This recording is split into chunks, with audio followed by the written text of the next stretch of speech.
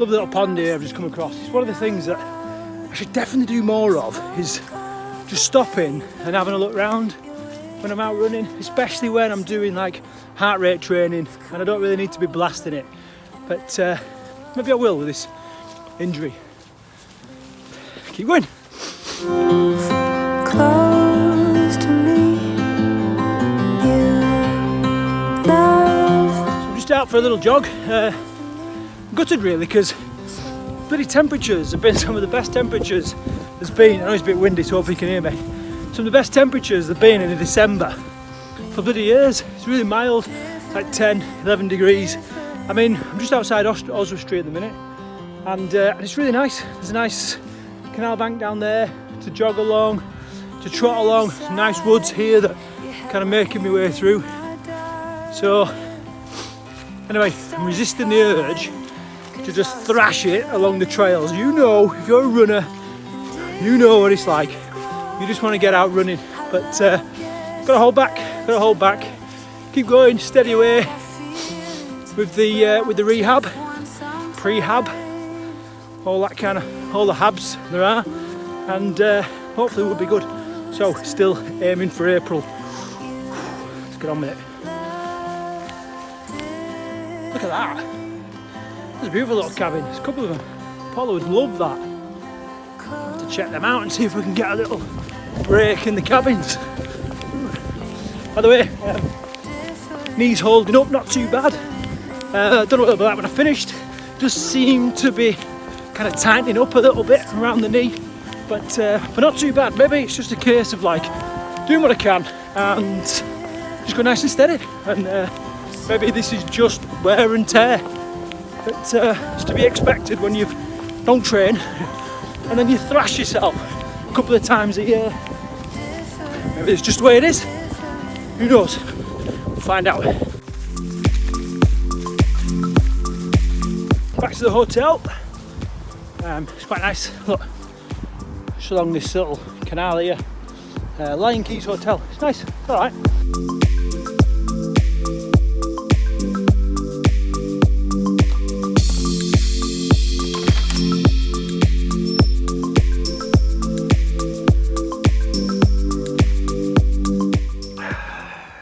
Good afternoon. This is episode 3 of the 20 weeks. In this video series I am documenting my preparation to attempt to break a world record by running 43 marathons in 43 days, carrying a 20-pound backpack. Again, it's a bit of a weird update for a challenge and a video series like this. This is predominantly a running and mindset channel, but I've got very little running going on. This week has been very much about rest, rehab, and I've been doing some stuff to rehabilitate my knee and to work out exactly what's going on, which I'm going to talk about a little bit later on. But a little bit of an update. Currently, as you can see, my surroundings are different. I'm in a hotel at the minute, and basically my wife Paula, she's gone in, she's had her operation. It's gone very well, and now she's on the ward in the hospital in Oswald Street and just starting to recover. And it's very surreal the word, I don't know. It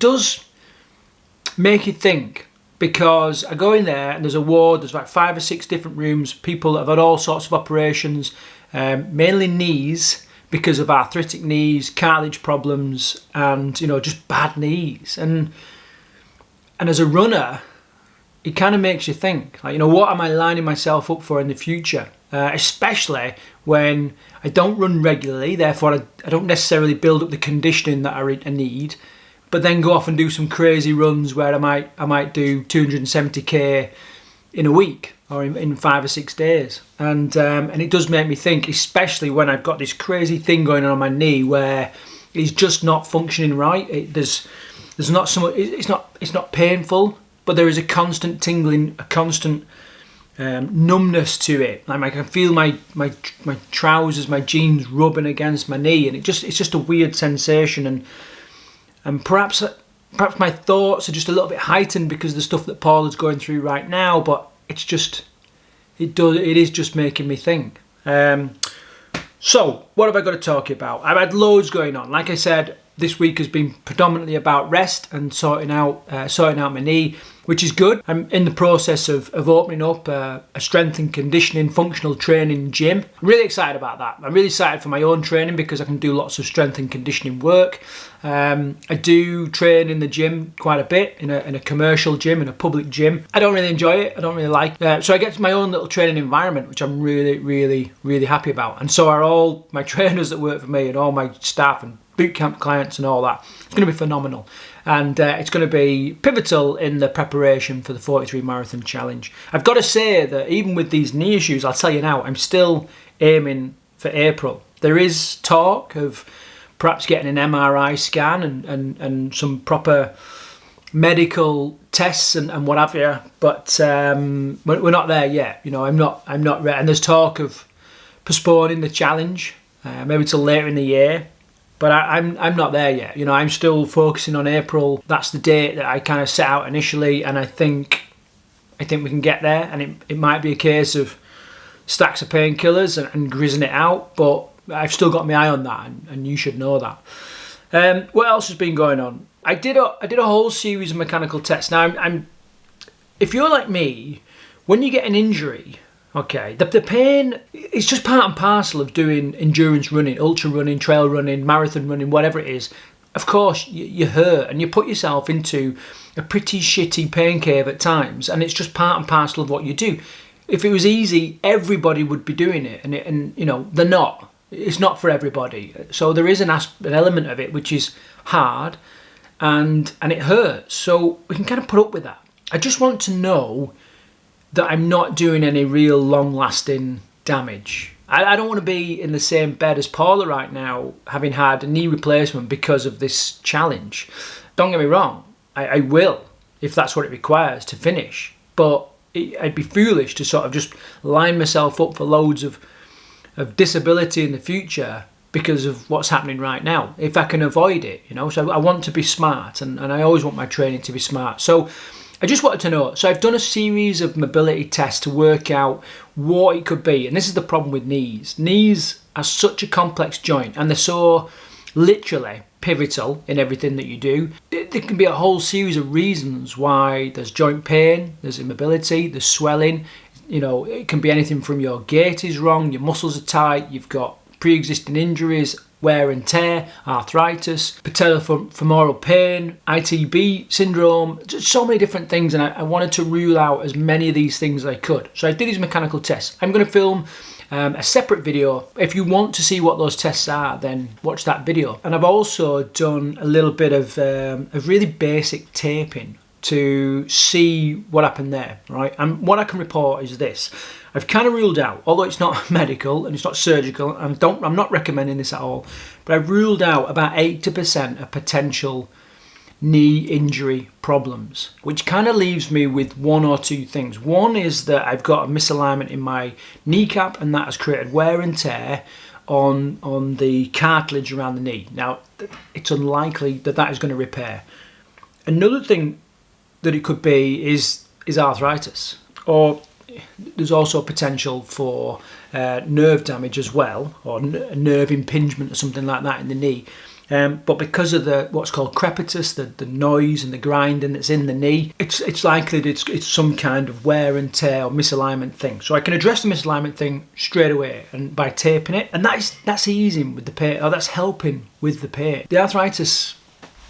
The only thing I'm doing the arthritis is I'm really cutting back on inflammatory food. Again, I can do a separate video on this if you think it'll help. So I'm going to really work on reducing inflammation in the body to help with the arthritis. Other than that, I've just done a switch of my training. So I'm doing lots of rowing, cycling when I'm not locking out the knee, lots of strength exercises. So that's pretty much the update. What's coming next week? Well, obviously we've got to get Paula home. She's probably going to be home in the next couple of days, and we're looking after her while she's got reduced mobility. We've got the quote and everything back from the surveyor. We kind of know where we're at with that, and it's just a case of organising that.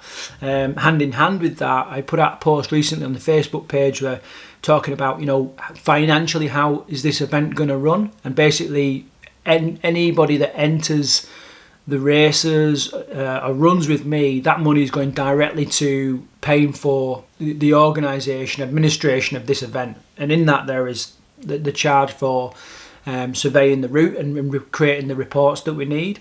It's also, whoa, what's happening with this sun? The sun's just suddenly... There are things like race numbers and medals, t-shirts, that kind of stuff you need to pay for. There's also the timing chips and timing devices that we're going to need. Now, again, it's the Guinness Book of Records guidelines and restrictions that it's got to be timed by a certain level of timer. So the entry money generated from entries into the race is going to pay for all that. Okay.